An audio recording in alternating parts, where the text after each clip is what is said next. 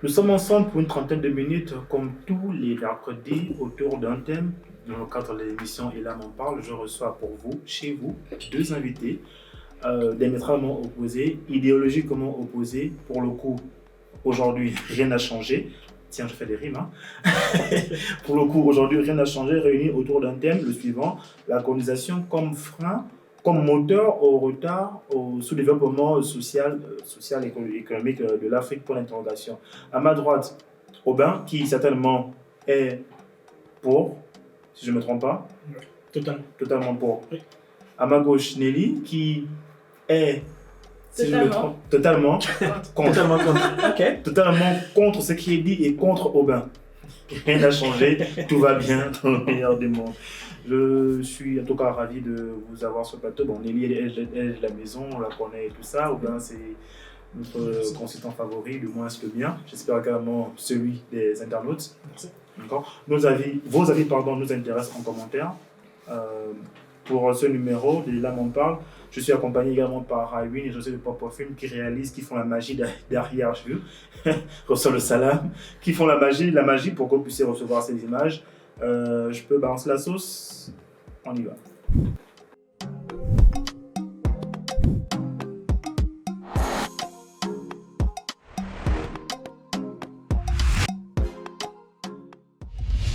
Vous êtes toujours là, vous n'êtes pas parti et vous faites très bien parce que justement le thème du jour s'annonce très, comment dire, qui emprunte des mots. Houleux, non. Intéressant, passionnant. Intéressant. Est-ce que la colonisation peut être une justification sur le sous-développement social et économique de l'Afrique, pour l'interrogation? Pour ma part, je pense que oui. La raison pour laquelle je pense que la colonisation est un frein, c'est parce que la colonisation, d'abord, il faudrait qu'on puisse le comprendre, était une idéologie.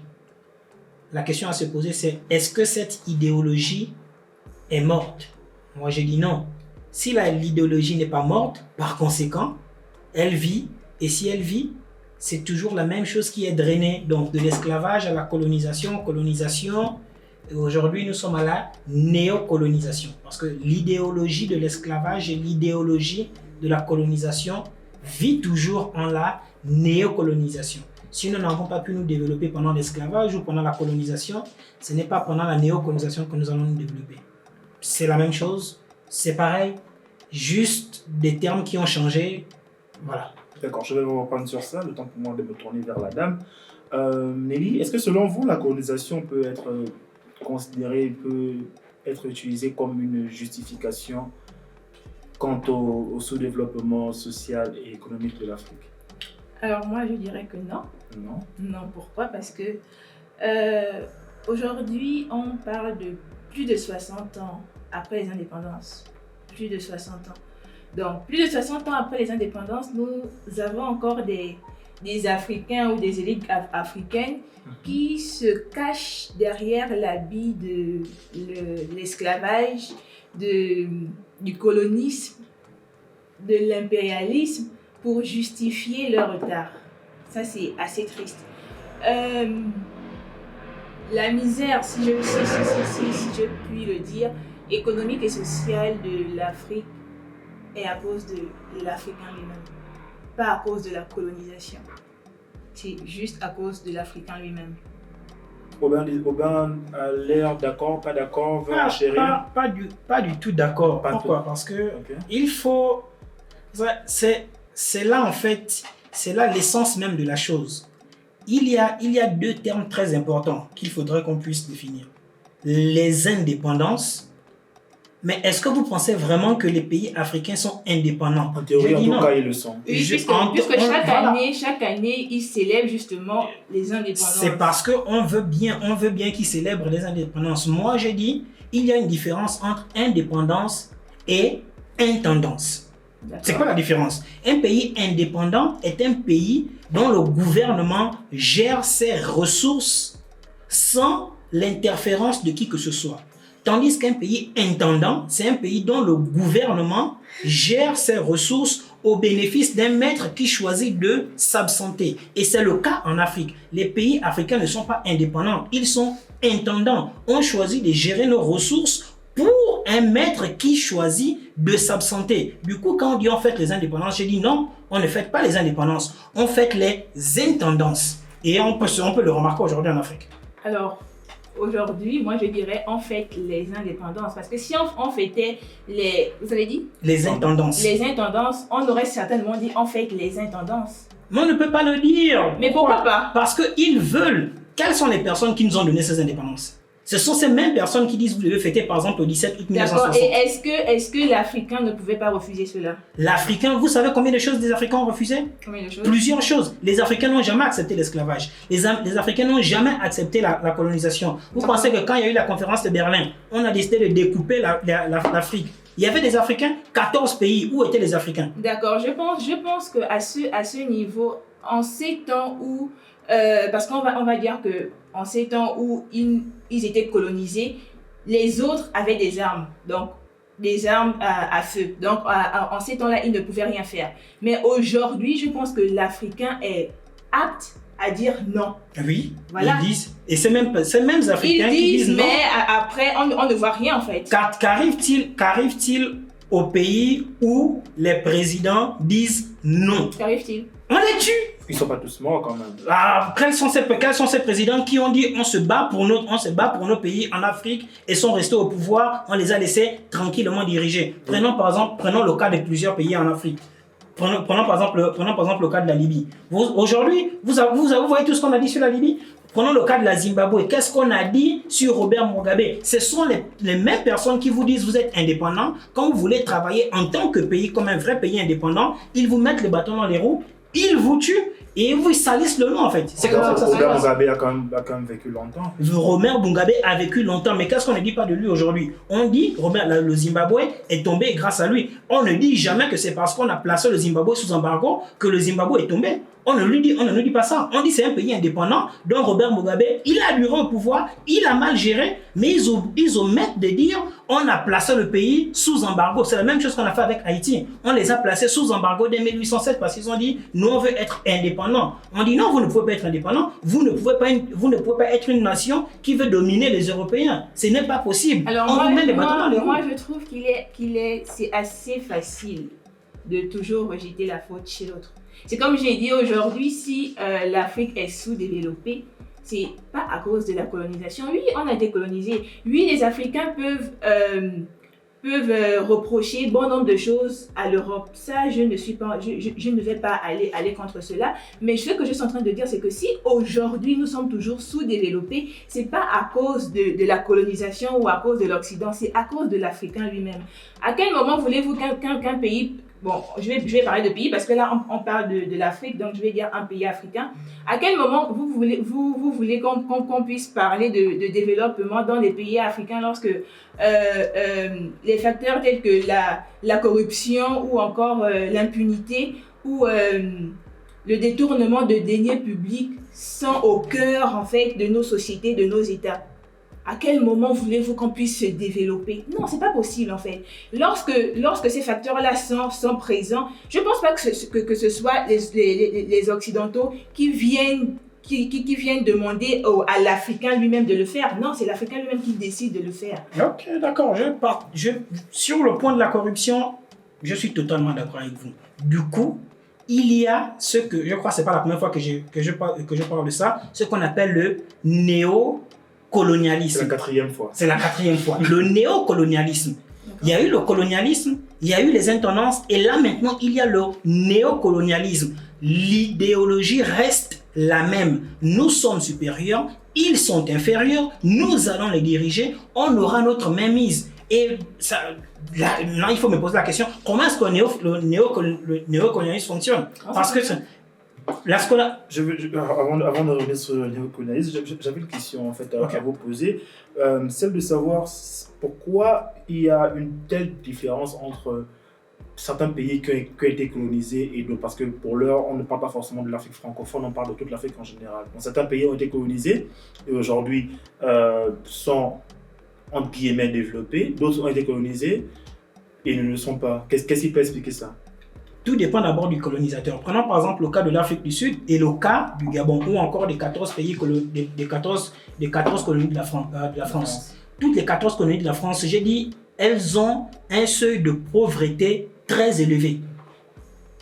Si on me pose la question, par exemple, pourquoi il y a ce truc-là, c'est plutôt à savoir pourquoi la France continue, pourquoi à chaque fois que la France a sa main mise sur le gouvernement, les pays sont toujours sous-développés. Mauvaise mentalité. Comme on a utilisé le terme la semaine passée, sorcellerie peut-être. C'est ça. La sorcellerie, venant de qui? Juste une mauvaise foi en fait. Juste ce que je veux dire, c'est la mauvaise foi. Mais pour le cas par exemple de l'Afrique du Sud qui a été, disons, assiégée par, je crois, 3 pays, l'Angleterre, la Hollande et... La raison pour laquelle l'Afrique du Sud est une nation plus ou moins développée ou encore parmi les plus grandes nations développées en Afrique, c'est à cause de la présence des Blancs. Ça, il ne faut pas qu'on se le cache. Si les Blancs décident de partir de ce pays, c'est-à-dire qu'ils partiront avec leurs capitaux, le pays va tomber. Prenez par exemple le cas des endroits, on va prendre un quartier par exemple à Pretoria, comme Sunnyside, où ce quartier, il n'y avait que des Blancs avant. Quand les Blancs ont décidé de se retirer vers d'autres zones, regardez à quoi ressemble le quartier. Juste manière de dire où se trouvent les Blancs, ils essaient de prendre soin de leur endroit. Mais les Africains refusent de le faire. Je ne sais pas d'où vient cette mauvaise mentalité ou cette mauvaise éducation. Donc, en fait, ici, il s'agit des Africains eux-mêmes, pas des Blancs.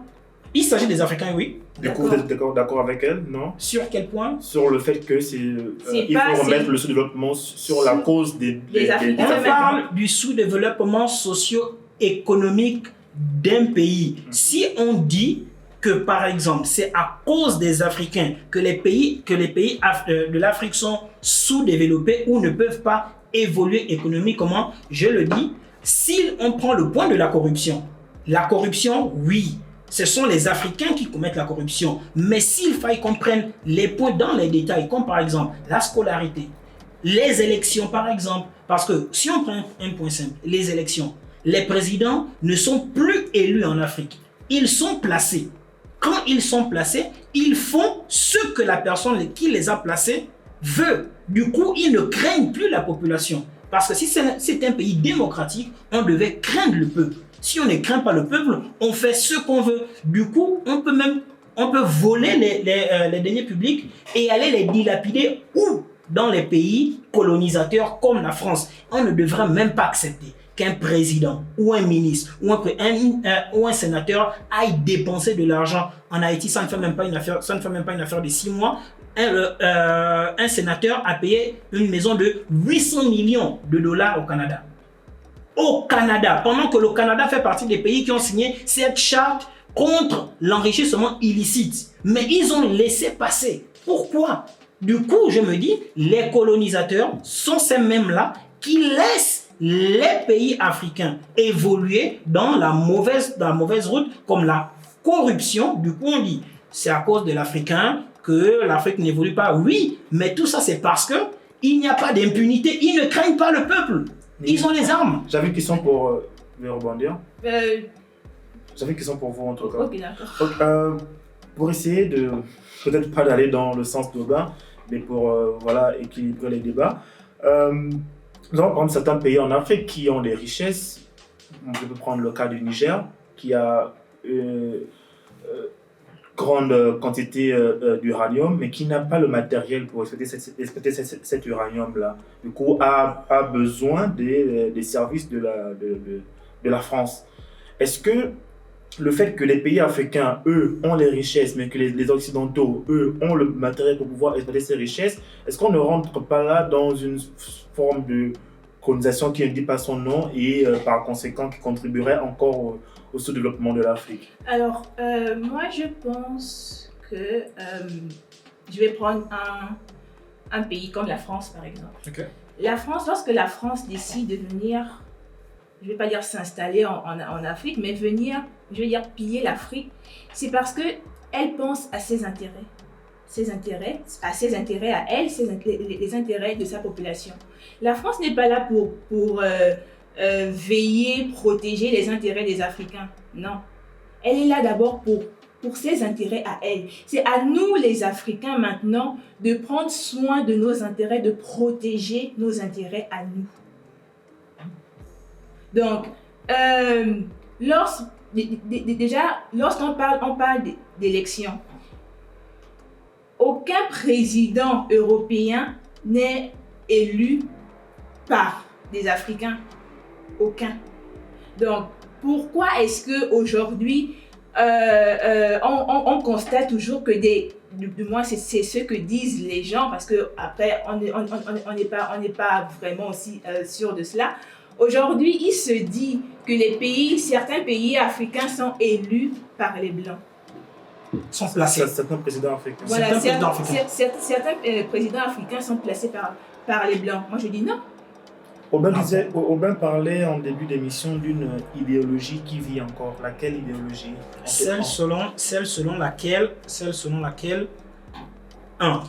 Le blanc serait supérieur au noir, économiquement, culturellement, donc sa religion, intellectuellement, donc son éducation. Du coup, on impose notre éducation en Afrique. Et c'est le cas parce que notre éducation est toujours coloniale. Nous subissons une éducation coloniale, une éducation qui n'a jamais été revue selon nos us et coutumes. Du coup, on apprend, mais on apprend ce qu'ils veulent. La religion. On a une religion imposée de telle sorte que notre culture, elle est mise à l'arrière et la leur, elle est mise devant, en avant. Mais comment concrètement expliquer le fait que dans un pays, par exemple, on prend un pays comme le Gabon où il y a un manque d'établissement. Comment mettre ce manque-là sur le dos de la colonisation? Mettre le manque d'établissement sur le dos de la colonisation, j'ai dit non. Là, ça rentre dans le compte de la corruption. Parce que on ne dira pas que l'argent n'est pas déboursé. Ils votent les budgets pour mettre en place les établissements. Mais par la corruption, les écoles ne sont pas faites. Et le gouvernement qui ne craint rien, je reviens encore à cela, le gouvernement ne craint même pas qu'il puisse être, évicté, qu'il puisse être évincé. Ils ne craignent pas cela parce qu'ils ne sont pas là par le peuple. Ils sont placés parce que je le dis, s'ils craignaient quelque chose, l'argent déboursé devrait être utilisé à des fins louables, ce qui n'est pas le cas. La corruption. Et là, cette corruption, elle est toujours ramenée sur le plan des colons parce que ce sont les colons qui placent, ce sont les colons qui disent ceci, qui disent cela. Ils ne craignent rien, ils ne craignent pas. La minute où vous ne craignez pas la population, vous pouvez faire ce que vous voulez. Nelly, comment vous expliquez le fait que parmi toutes les colonies, tous les pays colonisés d'Afrique, du moins les pays francophones, aucun d'entre eux ne soit développé? Est-ce qu'il faut voir un rapport direct avec la colonisation? Alors, est-ce qu'il faut voir un rapport direct avec la colonisation? Je ne pense pas. C'est comme je l'ai dit plus tôt, si l'Afrique aujourd'hui est sous-développée, c'est à cause des Africains eux-mêmes. Ce n'est pas à cause de la colonisation. Pas du tout. On a été colonisé, oui. En ces temps où on était colonisé, on ne pouvait rien faire parce que les autres avaient des armes, parce que nous aussi on avait des armes, mais ils avaient des armes à feu. Donc à ce moment, on ne pouvait rien faire. Mais aujourd'hui, c'est tout le contraire. On ne peut pas décider de prendre les séquelles de la colonisation comme moyen, comme justificatif pour dire que si aujourd'hui nous sommes toujours en arrière, c'est parce que... Non, pas du tout. Qu'est-ce que vous dites de la monnaie par exemple? Un cas simple. La monnaie utilisée par 14 pays africains imprimée dans un village de la France. Vous pensez que ça ne pose pas de problème? Ça pose problème, pourquoi? Ça pose un sérieux problème parce que ce qui dirige votre économie dirige votre gouvernement en fait. Non, moi je pense que le problème de l'Afrique est un peu plus profond. Non, parce que je n'ai pas trouvé satisfaction dans la réponse donnée par rapport à ma question. C'est de savoir est-ce qu'il n'y a pas un facteur, un lien quelque part entre la colonisation et le fait que comme par hasard ou bien comme par enchantement, les 14 pays francophones colonisés d'Afrique ne soient pas développés. qu'aucun ne le soit et qu'aucun ne sorte de l'eau. C'est comme je l'ai dit, est-ce que par hasard, il n'y aurait pas un lien? Je pense pas. Je pense pas qu'il y aurait un lien. Du coup, comment vous expliquez que ces pays-là ne sont pas développés, pourtant, qu'ils aient été Ces colonisés? pays ne sont pas développés tout simplement parce qu'ils ne veulent pas être développés. Tout simplement parce qu'ils ne mettent pas, ils ne mettent pas en pratique, ou du moins ils ne mettent pas. Parce qu'on va dire que pour ne parler que de l'Afrique, l'Afrique francophone par exemple, on a tendance à dire que le sous-sol africain est Riche. riche, n'est-ce pas? Très riche. Mais maintenant, on fait quoi, nous les Africains, de cette richesse? Pour l'interrogation. Qu'est-ce que nous, les Africains, nous faisons de cette richesse? Les Blancs vont venir prendre ces richesses-là pour pouvoir aller développer leur pays. Et ça, c'est tout à fait normal, en fait. Parce que lorsque à l'extérieur, il y a des richesses qui peuvent Être bénéfique. nous être bénéfiques, voilà. C'est tout à fait normal que nous puissions partir là-bas, prendre et revenir pour pouvoir donner un meilleur avenir à notre population. Mais les Africains eux-mêmes, les richesses qui sont chez eux, qu'est-ce qu'ils font de ces richesses? Vous dites prendre. Oui. Ils viennent prendre ou ils viennent voler. C'est pareil en fait. Moi, je dis voler, d'accord. Ils viennent voler. Pourquoi? Ils viennent voler parce qu'ils connaissent justement la valeur de ce qu'ils viennent voler. Mais est-ce que nous-mêmes, les Africains, nous prenons un temps soit peu de nous asseoir et de réfléchir justement sur la valeur que nous avons chez nous? Oui, nous le faisons. Ah bon? Oui, nous le faisons. Pas du tout. Et les personnes, voilà pourquoi je dis,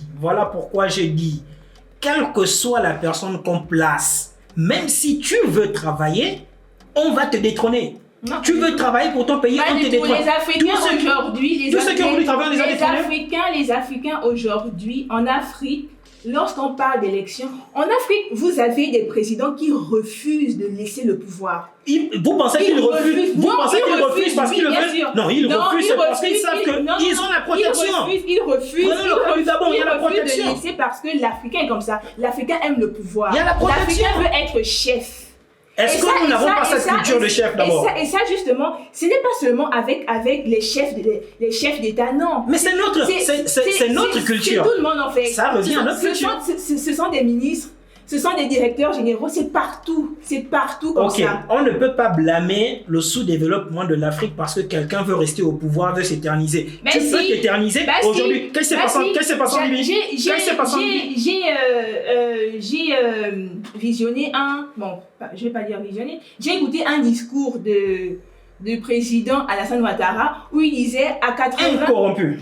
D'accord, mais où il disait à 80 ans, la réflexion n'est pas la même qu'à 60-50 ans. Tout à fait normal. C'est qu'en fait, là déjà, ça veut tout simplement tout dire en fait. C'est que si déjà, tu viens, là je vais juste parler des présidents, désolé.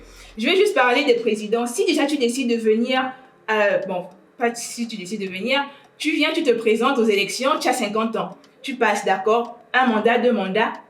Tu as terminé, tu refuses de partir. Pourquoi? Parce que tu as eu le goût du pouvoir. Peut-être qu'en partant, la génération suivante va venir faire ce que toi, tu as omis de faire.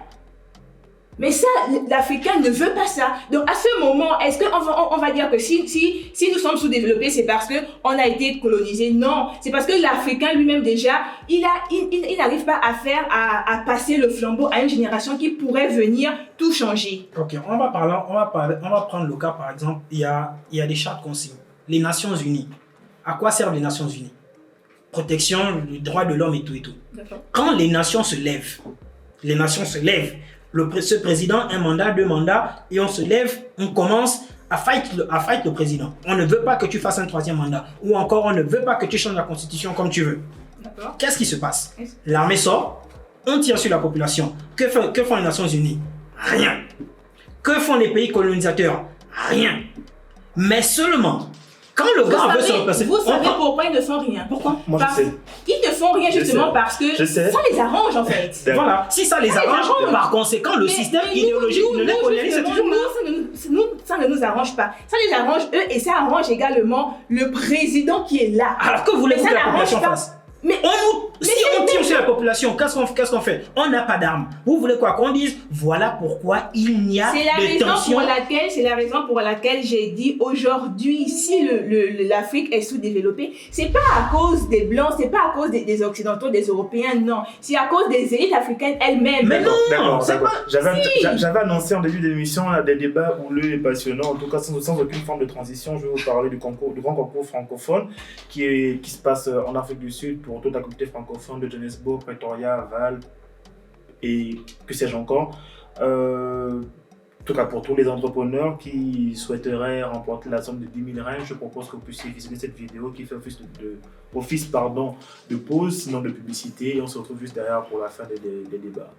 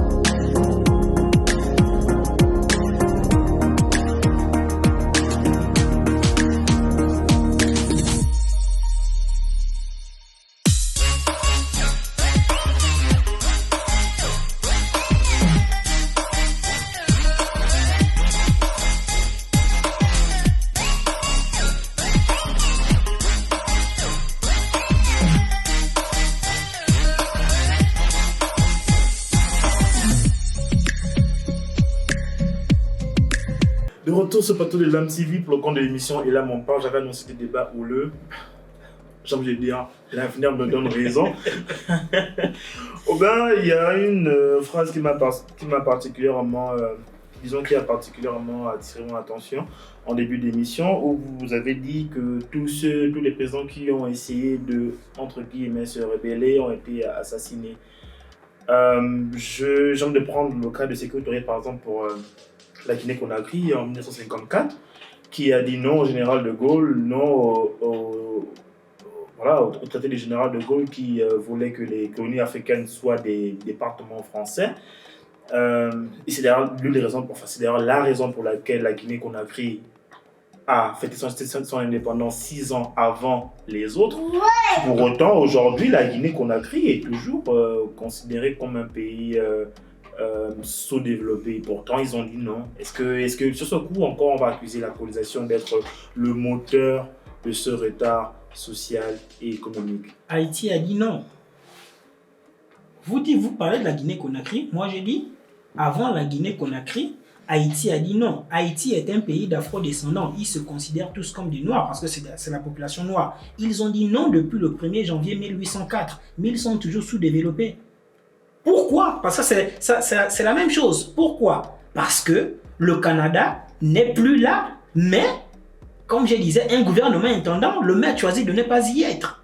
C'est ça en fait le fond de la chose. Ne voyons pas seulement la forme, voyons le fond de la chose. Est-ce qu'ils ne sont plus là? Ils y sont toujours. L'éducation, la colonisation, les organisations non gouvernementales, les élections, voici le fond de la chose. Ce sont ces choses. Est-ce que ces choses sont vraiment tenues par les gouvernements des pays? Je dis non, quel que soit le pays africain, pour l'instant du moins l'Afrique francophone. Je dis non. Le fond de la chose, c'est qu'ils sont toujours là. La forme de la chose, c'est qu'ils ne sont plus là, en fait. Mais là, on parle d'un pays qui a dit non avant les indépendances et qui est toujours sous-développé. Donc, du coup... On parle d'Haïti, on parle d'un pays qui a dit non bien avant. Moi, je parle de la Guinée-Conakry. Bon, on reste en Afrique. Je parle d'un pays qui a dit non à la colonisation. Voilà pourquoi je dis, je le rappelle encore, Haïti, on peut le considérer comme un pays qui est dans les Amériques, mais c'est un pays africain. Tout ce qu'ils ont, c'est de l'Afrique. Leur culture, tout tout est de l'Afrique. Le créole n'est qu'une langue qui a été créée parce que c'est un mix des Noirs. Ce sont des Noirs. Ne voyez en rien Haïti comme un pays de Blancs. Du coup, j'aime prendre cet exemple parce qu'ils sont les premiers à être décolonisés. Mais ils sont toujours, pour l'instant, ils sont premier pays corrompu, l'un des pays les plus sous-développés au monde, malgré les richesses que regorge le sol haïtien. Pourquoi? Parce que c'est un pays intendant qui le gouvernement gère au profit du Canada, des États-Unis et de la France. Est-ce que c'est pas le même cas avec la Guinée-Conakry? Je vous laisse rejoindre la conclusion. Alors, des pays qui ont été colonisés, je vais prendre la Corée du Sud, par exemple. La Corée du Sud a été colonisée, n'est-ce pas? Ok. D'accord. Mais aujourd'hui, la Corée du Sud est un membre de l'OCDE. Qu'est-ce que la Corée du Sud a eu à faire que nous, Africains, nous ne pouvons pas faire? Est-ce qu'eux, ils ont été privilégiés dans leur colonisation? Je ne peux pas répondre je ne peux pas donner mon point de vue sur des pays dont je n'ai pas des informations exactes. J'ai basé plus ma réflexion et mes recherches sur l'Afrique pour l'instant. D'accord. Moi, je pense que la Corée du Sud est aujourd'hui, on va dire, sortie du sous-développement, si je peux dire ça comme ça, tout simplement parce qu'ils ont compris très vite qu'il faut travailler, il faut la volonté, il faut l'abnégation pour pouvoir emmener un pays où le pays doit être en fait. Et si on parle sur le point, prenons par exemple sur le point culturel, et si on dit culturellement, parce que c'est l'une des méthodes pour lesquelles quand j'ai parlé d'idéologie, l'une des méthodes utilisées pour asservir un peuple, c'était de détourner ce peuple de sa culture. Vous pensez que la Corée du Sud a la religion chrétienne, par exemple, chez eux? Donc, pour vous, en fait, le problème, c'est la religion chrétienne. J'ai dit, l'un des moteurs, l'une des idéologies de l'esclavage, de la colonisation, du néocolonialisme, la religion en fait partie. Elle n'est jamais loin. Parce que j'ai pris l'éducation, je prends la religion, je prends les organisations non gouvernementales, les élections. Vous voyez, j'ai cité 4 moteurs. D'accord. Est-ce que vous ne pensez... Bon, désolé de poser des questions parce que généralement... Non, j'ai été subticié. Est-ce que vous ne pensez pas que s'attarder à chercher un coupable extérieur nous fait perdre du temps? Non, ça ne nous fait pas perdre du temps parce que nous n'avançons pas en fait. Voilà, nous sommes là, nous disons si nous sommes sous-développés aujourd'hui, c'est parce qu'on a été colonisés, c'est parce que. Mais il y a rien en fait. Nous ne faisons rien. Le problème est celui-là. Non, les autres avancent, nous sommes toujours là. C'est parce qu'on ne dit pas, on n'explique pas à la population quels sont les problèmes que nous avons. Parce que comment vous voulez qu'une population avance, ou comment vous voulez qu'on puisse chasser par exemple des colons si nous ne connaissons même pas ce que les colons font? Est-ce que les gouvernants prennent le temps d'expliquer à la population voilà? Est-ce que la population fait des recherches par exemple sur quel point nous sommes dominés? Non, on dit juste chassons-les, mais comment? Il n'y a rien de stratégique. Oui, voilà. Du coup, on ne peut pas dire on n'avance pas. Nous avançons. Jusqu'à chaque fois qu'on évolue, il y a des personnes qui font des recherches, il y a des personnes qui viennent sur la toile, il y a des personnes qui viennent dans les réseaux sociaux et commencent à parler. Donc nous avançons et nous sommes toujours sous-développés. Non, on avance sur le point historique parce que qui ne connaît pas son histoire ne peut pas évoluer. Et sur le point social et économique. Mais tout ça, quand on dit par exemple sur le point social, moi je reviens encore sur la religion, sur le point social. Quand vous avez une culture importée, vous ne connaissez même plus la vôtre. Vous vous êtes détourné de la vôtre. Comment voulez-vous évoluer socialement? Vous ne pouvez pas. Vous adaptez à une culture qui n'est pas la vôtre, que vous ne connaissez pas, que vous ne pouvez pas expliquer. Vous prenez des fausses mentalités par exemple. On va par exemple dire, on va prendre par exemple l'homosexualité. Soyons sérieux. C'est des trucs que nous ne maîtrisons pas. Je ne peux pas revenir sur ça en tout cas et pour ne pas que Nelly puisse encore avoir le bon rôle à moi, c'est de poser des questions. Okay. J'avais une question. Nous avons un pays européen comme la Norvège qui était il y a 30 ans l'un des pays les plus pauvres d'Europe et qui a une superficie très largement inférieure à celle du Cameroun, mais au niveau économique, c'est le jour et la nuit. Je peux également prendre le cas d'un pays comme la Suède, un tout petit pays d'Europe, vraiment un tout petit pays d'Europe qui ne fait même pas la Guinée équatoriale, mais qui s'en sort, qui aiment de grandes marques comme Volvo, H&M. Pourquoi ce modèle-là ne peut pas être implanté en Afrique? Vous parlez des pays occidentaux et vous Très demandez pauvres, très pauvres, qui étaient très pauvres. Aujourd'hui, ils ont une grande avancée sur le point technologique ou économique. Comment? Vous prenez les pays occidentaux. Nous sommes sur le cas des Africains. Est-ce que c'est la même chose? Est-ce que les contextes sont les mêmes? On parle d'un pays, comme la Suède qui n'a comme sur le vent et la pluie. On parle de contexte. On parle de contexte, même s'ils n'ont comme richesse que le vent et la pluie. Est-ce que le contexte est le même? Est-ce que le contexte social est le même? Est-ce que la terre est la même? Parce que quand ils viennent, est-ce que la monnaie utilisée par la Suède est fabriquée dans un village? Est-ce qu'il y a les armées des autres pays installées en Suède comme on le voit en Afrique? Mais qui blâmer pour cela en fait? Qui faut-il blâmer pour cela? La différence entre eux et nous, c'est que eux ils volent, parce que tout le monde vole. Ok. Personne n'est parfait. Eux ils volent 10% du budget et travaillent avec 90%. Et nous, les Africains, nous volons 90% pour espérer travailler avec 10%. Est-ce que vous vous rendez compte que les pays africains continuent toujours à payer une dette coloniale à la France? Est-ce que vous voulez aussi me dire que la Suède paye une dette coloniale? Vous voulez me le dire? Vous voulez me dire qu'ils paient des dettes?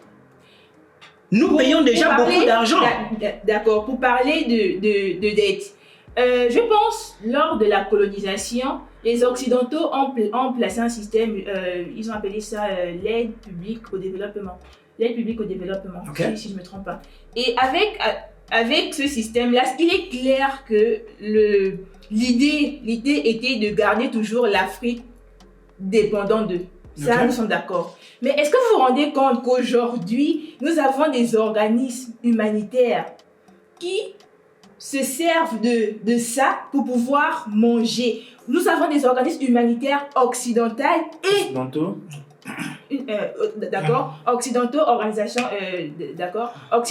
et africains qui se servent de ça pour pouvoir s'enrichir. Cet argent qui, à la base, de moins d'après les dires, est là pour aider les pauvres. Vous avez des Africains qui viennent et qui s'enrichissent avec cela. Pour les Occidentaux, on va dire que c'est tout à fait normal parce que, comme j'ai dit, l'Occident est là pour ses intérêts. L'Occident n'est pas là pour venir dire que, bon, puisque je suis ami avec le Gabonais ou bien avec le Sénégalais, je vais aller doucement, je vais aller mollo, comme on dit chez nous. Non, l'Occidentaux est là pour pouvoir prendre ce qui est bien ce qui est bien chez les autres et aller maintenant déposer ça chez lui en fait pour pouvoir justement rendre encore, peut-être on va dire ça comme ça, la chose encore mieux. Robin, pour conclure rapidement sur la question.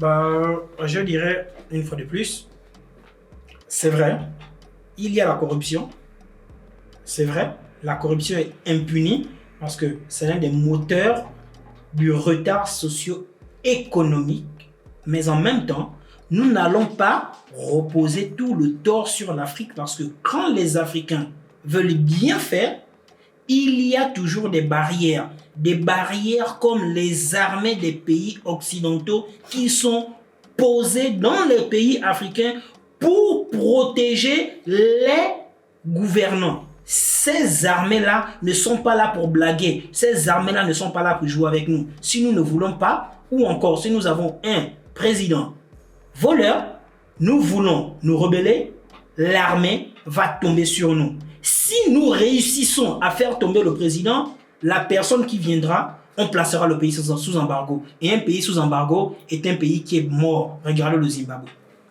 Nelly, rapidement pour conclure. Alors pour conclure, moi je vais simplement dire, l'Afrique a été colonisée, oui. L'Afrique peut reprocher à l'Europe bon nombre de choses, oui. Mais aujourd'hui, si l'Afrique est toujours sous-développée, c'est à cause des acteurs africains eux-mêmes. C'était Elam on parle sur Elam TV. Merci d'être toujours en notre compagnie tous les mercredis. Bonsoir.